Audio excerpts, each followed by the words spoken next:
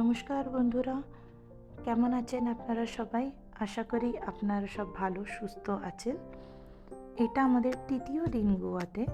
আজকে আমরা যাচ্ছি one of the famous tourist spot গোয়ার, যেটার নাম বেসিলিকা অফ বম জিসাস, যেটা ওল্ড গোয়াতে অবস্থিত একটা ভারতের ভীষণ পুরনো একটা চার্চের মধ্যে এটা পড়ে। তো মেন গেট থেকে একটু হেঁটে ভেতরে যেতে হয়। ভেতরে গিয়ে আমরা যা যা দেখব সেটার আপনাকে ভেতরে গিয়ে ওই হিসাবে আপনাকে এদেরকে সব পরিচিত করাবো। এটা একটা ওদের সোভেনিয়ার স্টল ছিল, যেটা চার্চে ঢোকার আগেই ছিল। এখান থেকে আমরা কিছু কিনিনি। এখান থেকে মোস্টলি লোকেরা এত মেমোরি হিসাবে কেনে, নাহলে ক্রিশ্চিয়ানসরা বেশি কেনে। আমরা ওখান থেকে কিছু কিনিনি। এখানে সব ক্যান্ডেল জ্বালিয়ে রেখেছিল। এটা সেন্ট ফ্রান্সিস জেভিয়ারের একটা মূর্তি। এনারই মৃতদেহটা ভেতরে রাখা। এবার আমরা ভেতরে পৌঁছিয়ে গেছি। এটা চারিদিকে আপনারা যদি দেখেন তো এটা ভীষণ বিউটিফুল পর্তুগিজ হেরিটেজকে শো করে, পর্তুগিজ আর্ট অ্যান্ড আর্কিটেকচারকে শো করে। এটার মানে ওদের যে আর্কিটেকচারের স্টাইল, ওইটাকে ব্যারক আর্কিটেকচার বলে। তো ওই পুরো ব্যারক আর্কিটেকচারটাকে প্রিজার্ভ করে রাখা হয়েছে। এই যে বাক্সটা আপনি দেখছেন, এটার মধ্যে সেন্ট ফ্রান্সিস জেভিয়ারের মৃতদেহটাকে রাখা হয়েছে, যেটাকে প্রতি 10 বছরের পরে একবার এটাকে বের করা হয়। আর ভিজিটার্সদের জন্য, ট্যুরিস্টদের জন্য এটাকে রাখা হয়।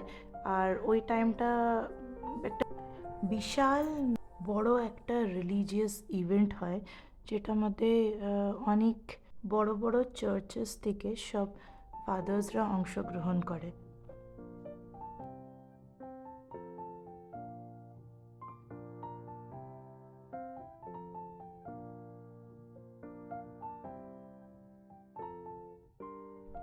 এবার হিমান উপরের দিকে যাচ্ছে।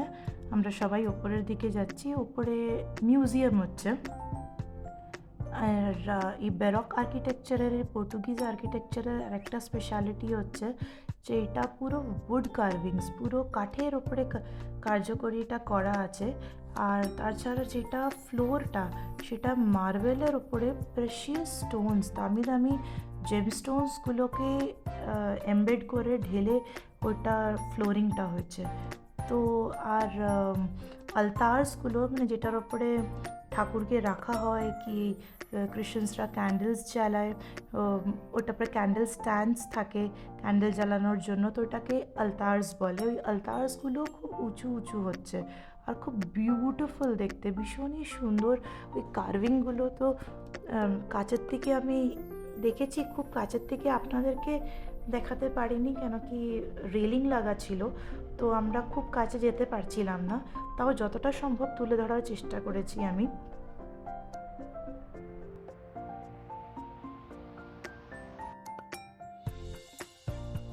এই আর্ট গ্যালারিতে অনেকগুলো পেন্টিংস, অনেক স্ট্যাচুস সব ডিসপ্লেড ছিল। এটা একটা ইউনেস্কো ওয়ার্ল্ড হেরিটেজ সাইট বলে ঘোষণা করা হয় এটাকে।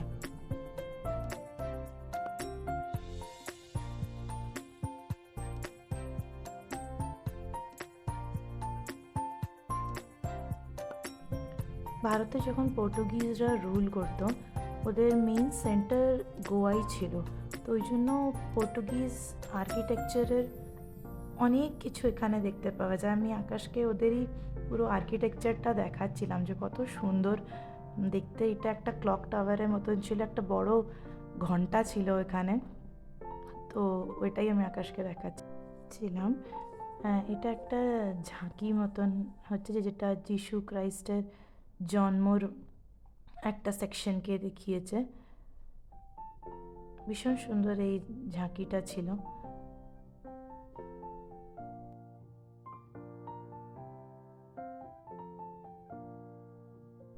এবার আমরা বাইরে এসে বাইরের থেকে চার্চের বিউটিটাকে অ্যাডমায়ার করে এবার আমাদের নেক্সট ডেস্টিনেশনের দিকে আমরা এগোলাম, যেটার নাম ফন্টেনাজ।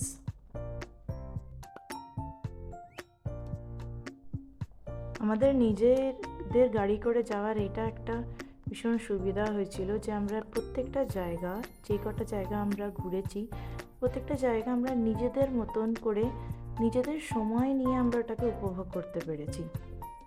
তাড়া নেই, আমরা আরাম করে ধীরে সুস্থে প্রত্যেকটা জায়গা ঘুরেছি। এবার দেখবেন এটা আমরা ফন্টেনাজে পৌঁছিয়ে গেছি। ফন্টেনাজকে ল্যাটিন কোয়ার্টার্স অফ গোয়া বলে। এগুলো পর্তুগিজ হেরিটেজ আর কালচারকেই শো করে। পর্তুগিজরা যখন ছিল ওদেরকার টাইমে এই এমন টাইপের বাড়িগুলো ছিল, ভীষণ কালারফুল, অপূর্ব দেখতে বাড়িগুলো। তো সাধারণত আমাদের এত কালারফুল বাড়িগুলো আমরা চারিদিকে দেখতে পারি না। তো এখানে প্রত্যেকটা বাড়ি এত ভাইব্রেন্ট কালার্স নিয়েছিল, এত সুন্দর লাগছিল। আর তাছাড়া শুধু কালার্স নয়, ইভেন আপনি দেখবেন তো প্রত্যেকটা বাড়িরও একটা প্যাটার্ন আছে যেটা ভীষণই মন কাড়ছিল। যেহেতু এটা একটা পর্তুগিজদের একটা মেইন স্পট ছিল, মেইন জায়গা ছিল, তো সব জিনিসে ওদের একটা ডমিনেন্স, ওদের একটা ছোঁয়া পাওয়া যায়। আর এটা ভীষণ বিউটিফুল, যেমন দেখতেই পাচ্ছেন খুব সুন্দর সুন্দর কালারফুল বাড়ি, সাথে রাস্তাগুলো খুব ন্যারো ছিল। আমাদের দেখতেই পাচ্ছেন যে আমি একটা অটো সাইডে ফেসে গেছে, তো আমাদের গাড়ি বের হতে পারছে না। তো রাস্তাগুলো খুব ন্যারো ছিল, সরু ছিল, কিন্তু খুব সুন্দর ছিল, পরিষ্কার পরিচ্ছন্ন স্ট্রিটসগুলো ছিল। আর তাছাড়া এখানে অনেকগুলো এই ফন্টেনাজে ওল্ড চার্চেস আছে, পুরনো চার্চেস আছে, আর্ট গ্যালারিজ আছে, অনেক হেরিটেজ বিল্ডিংসগুলো আছে। তাছাড়া তুমি একদম ট্রেডিশনাল আপনারা একদম গোয়ান লাইফ, যেটা চাहे খাওয়া দাওয়া বলুন, চাहे ওদের খুব ফেমাস ড্রিঙ্কস আছে ওইটা বলুন, আর সব আপনি এখানে এই ফন্টেনাজের মধ্যে সব পুরো গোয়ান কালচারটাকে আপনি পুরোভাবে উপভোগ করতে পারবেন, গোয়ান যে ট্রেডিশনাল কালচারটাকে।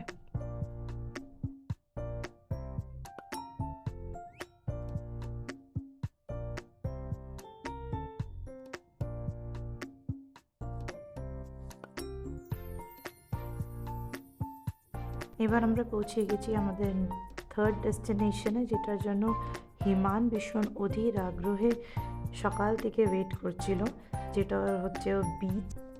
এটা গোয়ার সবথেকে বড় আর সবথেকে পপুলার বিচ, যেটার নাম ক্যালেঙ্গুট বিচ। এটাকে কুইন অফ বিচেসও বলা হয়। এই যে এখানে আমি টুইশাকে ডাকছি, জানি না কি ওইদিকে এত মন দিয়ে দেখছিল। ওই যে আমি টুইশা টুইশা করে ডাকলাম, এবার দেখলো। আর ওর পাশে ওই যে সব স্যান্ড ক্যাসেল বানানোর জিনিসপত্রগুলো রাখা। এই বিচটাতে খুব সুন্দর গোল্ডেন স্যান্ড, একদম পরিষ্কার নীল জল, আর ভীষণ একটা লাইভলি অ্যাটমসফিয়ার, মানে চারিদিকে এত হইচই, এত সুন্দর, মানে একটু মনটা ভরে যাচ্ছিল দেখে। এই এত সুন্দর জল, সূর্য, এত সুন্দর বালি, আর এত লোকজন সব হাসছে খেলছে। আর এইদিকে আমাদের হিমান ছুটে ছুটে আসছে বাবাকে বলার জন্য যে ওকে জেট স্কি করতে। আমাকেও সাথে সাথে ডেকে নিয়ে আসছে যে বাবাকে বলো আমাকে জেট স্কি করাতে।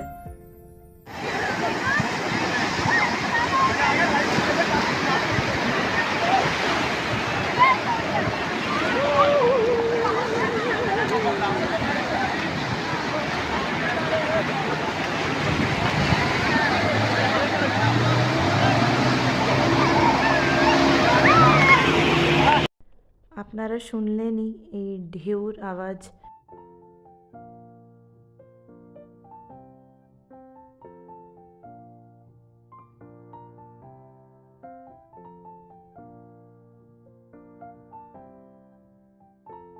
তাছাড়া নানান রকমের water sports like jet ski, banana ride, এগুলো হচ্ছিল।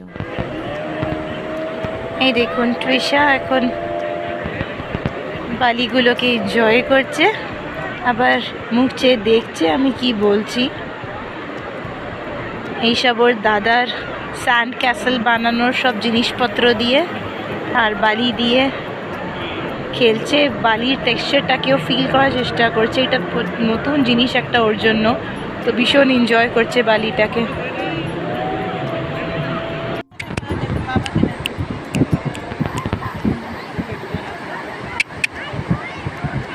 বনু